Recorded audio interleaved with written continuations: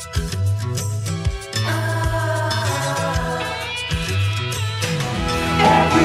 you look, everywhere there's a heart, there's a heart I hand to hold on to. Everywhere you look, everywhere there's a love of somebody who needs you. Everywhere you look, everywhere you look.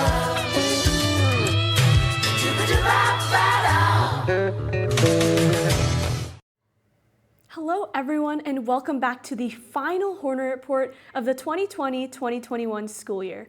It's been a crazy year, hasn't it, Carlee? You could say that again, Kris. This one is truly one for the books. Who knows, maybe our masked up faces will end up in a history textbook you have to lug around in the year 3000. Between all of the constant changes, virtual learning, masks, etc., there's never really been a year quite like this. But we made it, and I think we all deserve a pat on the back for that. Absolutely, Carlee. After such a wild year, it's time to kick off summer break with some awesome stories. First, our very own Carlee Brew interviews Megha Ganne, who recently had an incredible showing in the U.S. Women's Open. Then, Siebel will recap our spring sports, including highlights of our first ever Girls Flag Football State Championship. On the topic of flag football, our Hornet Report crew delivers an action-packed Powderpuff recap with some familiar faces. Now, let's take an exclusive look into a local golfer who's quickly becoming a megastar. Carlee?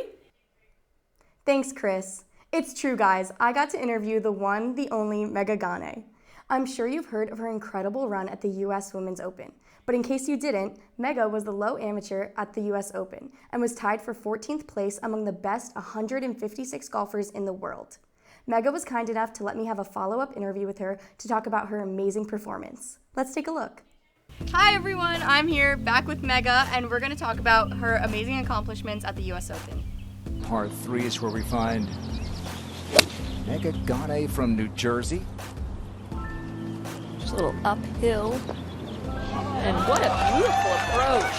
Okay, so obviously the fact that you were able to go to the US Open is like a huge deal. So when was that moment that you had, like, I'm really here, I'm really doing this, these people are here, they're watching me?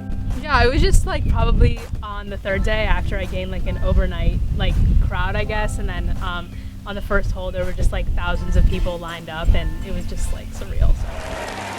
After the first round, you were like at the lead, tied for first. So did you feel a lot of pressure to continue leading, or were you just happy to have the experience? I think I was just happy to have the experience. Like after I was doing well the first day, it was probably less pressure because I was just like, okay, like you did good. So it wasn't that much pressure for the rest of it. And what did it feel like to have like cameras and reporters following you around, watching you play? Was it more pressure, or did it feel the same? Were you able to tune them out? No, I thought it was really fun. I like when there was like a bunch of cameras and people there, and it made it more exciting, so it was good. You're the best.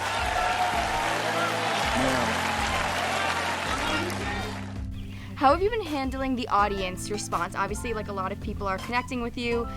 A lot of people find you endearing. Like, how are you able to handle that? I don't know. I mean, it's only been like 2 days, and it's like a lot, and it's pretty overwhelming. But for the most part, it's really positive support. So it's felt good, and I don't know how I feel about it yet, but it's pretty still recent for me. So you were able to play with the leaders of the Open, Lexi Thompson and Yuka Sasso. How did that feel? What was that experience like? They were just really, really good, but I knew both of them beforehand, and they were really welcoming. So it was a good group to be a part of. After your experience at the Open, like we were saying, there's been a huge audience response to you. So how are you able to stay humble and really just, keep focusing on golf? I'm just like, just coming back to school and being back at home, and everything feels more normal once I came back. So, yeah, it's just like I've been doing homework a lot of this week, so it hasn't felt like too out of the norm or anything. Another week. And they love her here in San Francisco. And where do you go from here? What are your plans for future tournaments? Are you taking a break? What are your plans? I have a break for the rest of the month, but then I'm just playing junior and amateur golf events, and then a couple of professional events later this summer.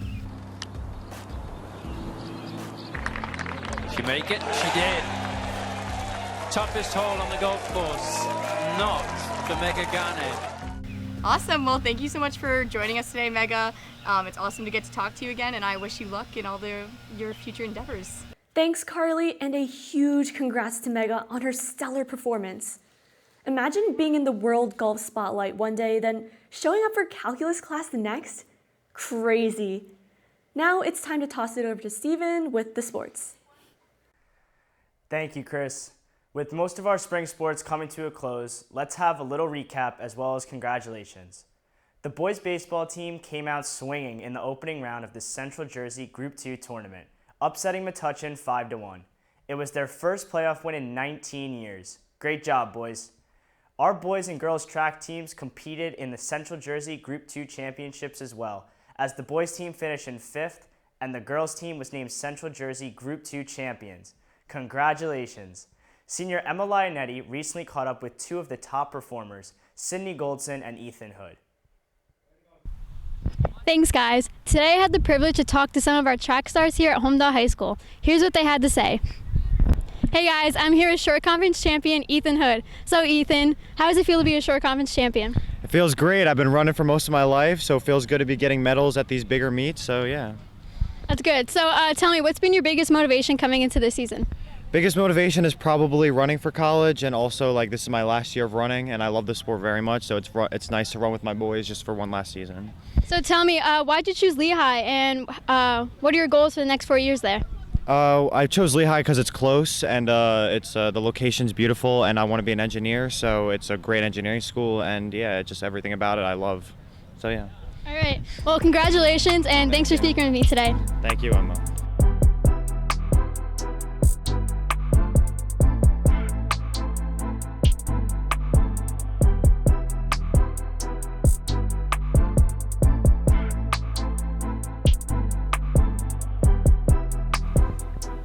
I'm here with yet another short conference champion, Sydney Goldson. So tell me, Sydney, how does it feel to be a short conference champion in the 200 and the 400?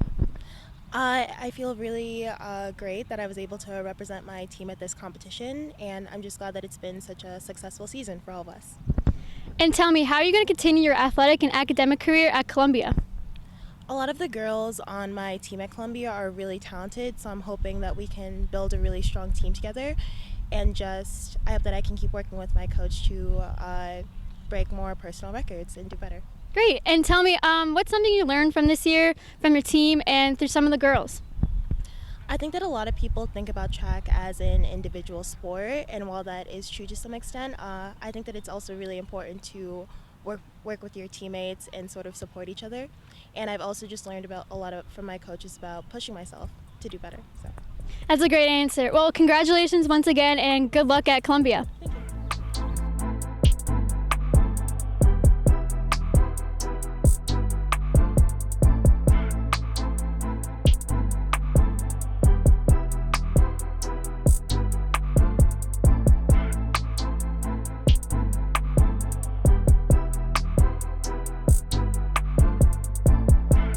A special congratulations to the following athletes on qualifying for the Meet of Champions.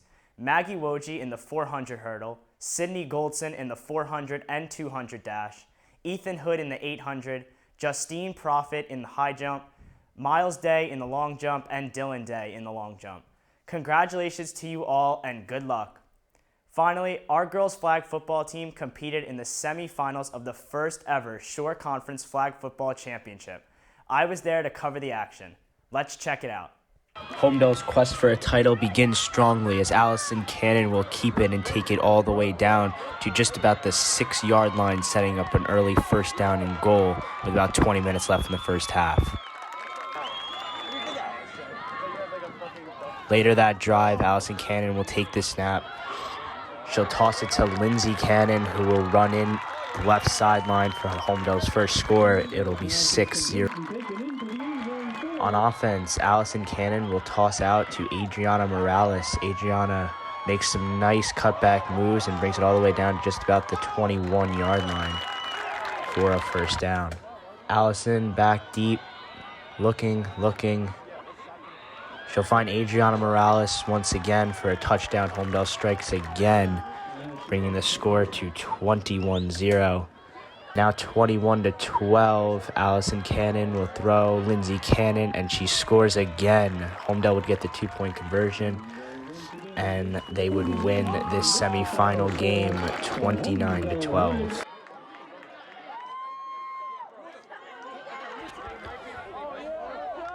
Holmdel would move on to face Shore Regional in the championship game. Earlier this season, the Hornets defeated Shore 14-12. Unfortunately for the Hornets this time, it was a different story. Holmdel was shut down on their first 2 possessions, allowing Shore to jump out to an early 14-0 lead, and they never looked back. Holmdel struggled mightily on offense, failing to move the ball as well as taking numerous sacks, and was not able to stop Shore on defense. Here, Shore connects on what would be the final score of the game. They would defeat the Hornets 31-0 to win the championship. Nevertheless, a very successful season for the girls. That will just about wrap it up for my final Hornet report. I wanted to take a quick moment and thank Mr. D for all he has done for me since I walked in the door of our old studio. He welcomed me into the club and taught me to become the sportscaster I am today. Good luck to our future anchors, Carlee, Faith, Ben, and anyone else on the anchor team. I'll make sure to be watching every episode from Butler University. Thanks, Steve. Best of luck at Butler. Hope to see you anchoring sports in college. Now it's time for the long-awaited spectacle of the year, Powderpuff. Let's go, seniors.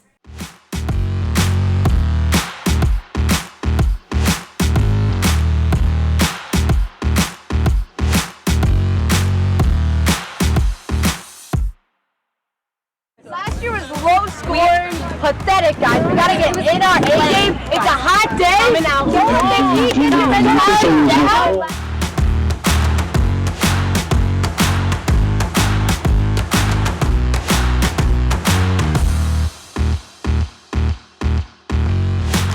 I feel like we're crushing it right now, and we have all the spirit, we have all the time. We're gonna do great. We're gonna beat them.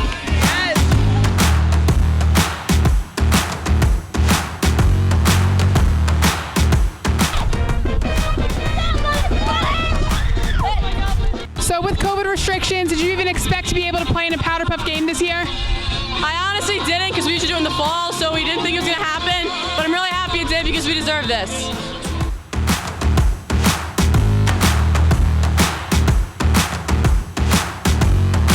All right, Lindsay, you're playing flag football in the championship game tomorrow, and right now you're playing Powderpuff. How do you feel? I feel so excited. The seniors just absolutely destroyed the juniors, and no one was hurt. It was a win-win for everybody, and now I feel like I have this huge momentum going into the championship game tomorrow, hopefully after we defeat Pineland. Tomorrow, we got a lot of great players. We got my quarterback, Lindsay Cannon, playing wide receiver. I'm really excited. I think we're gonna do a really good job.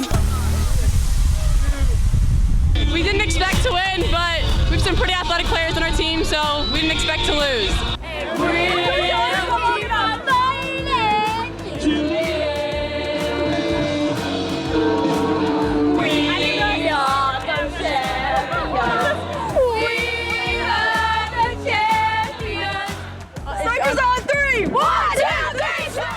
I'm here on the junior sideline of 2021 Powderpuff. Let's go kick some senior butt. Let's go check it out. What positions are you guys playing? I'm playing QB. I'm playing QB and center.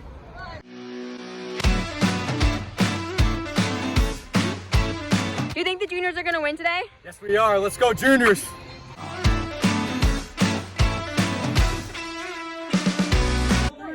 2, 3, juniors! Oh, yeah! Okay. Go, juniors! Ladies and gentlemen, the class of 2022.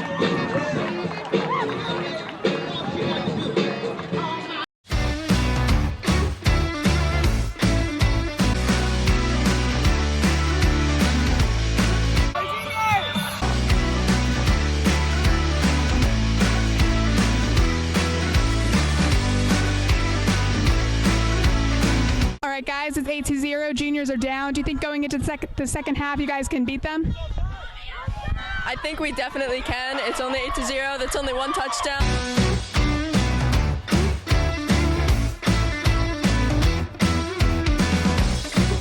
I think if we work hard, we can beat the seniors.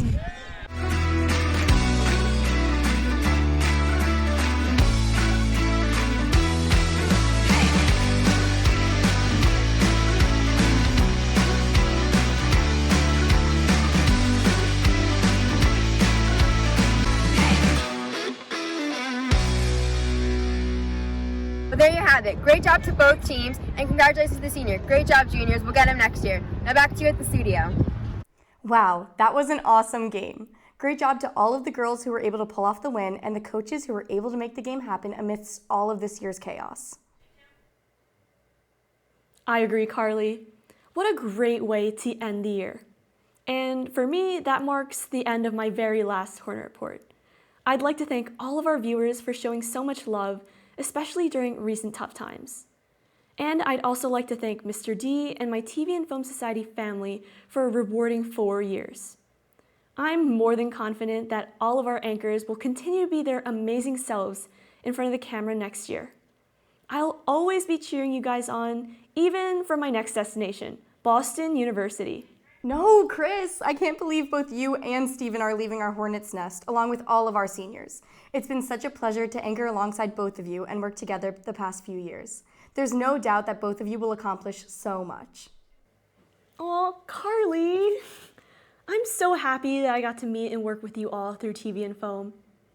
Oh, I wish that I could just bring you guys with me wherever I go.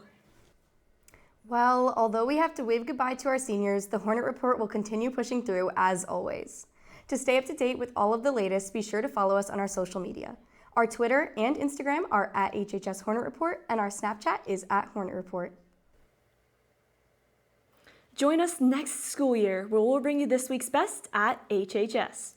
How do you feel? Kind of sad, kind of excited, you know. I'm very happy that my wonderful co-anchors and Carlee Brew are able to I'm able to pass the torch to the next year. How do you feel? It's your last day. It's a little bittersweet, but I don't know, I'm excited for the future, for both my future and both sides.